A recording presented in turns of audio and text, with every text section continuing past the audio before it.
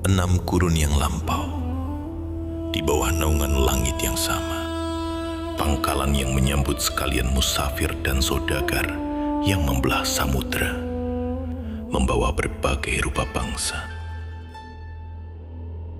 Tanahnya kini kita kenal dengan sebutan Gampong Lamreh di Kecamatan Masjid Raya Aceh Besar.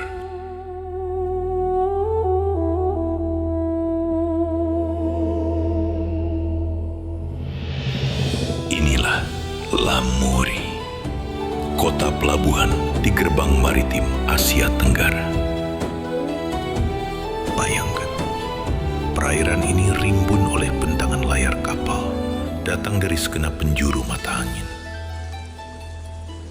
Kini, riuh rendah bandar ini telah sunyi, tiada lagi tampak niagawan singgah melabuhi.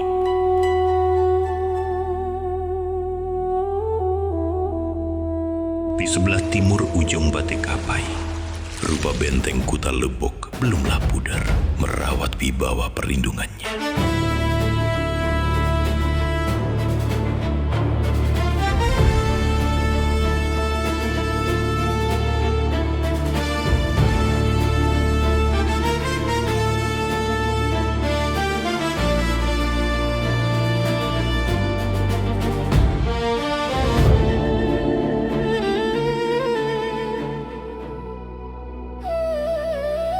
Inilah kubur Sultan Muhammad Ibni Alauddin. Para malik dan sultan bertahta di bandar ini menjadi penaung bagi rakyat dan sekalian yang singgah pada pertengahan kurun ke-9 Hijriah.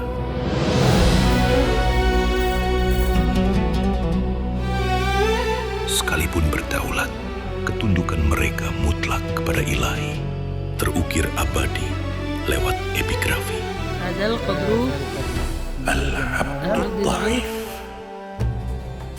Nisan-nisan di bekas bandar Lamuri ini bukanlah sekedar artefak yang mati. Ia hidup, menasihati melintasi zaman. Dunia itu sesaat, maka jadikanlah ia untuk ketaatan. Dunia itu fana, dan akhiratlah yang kekal.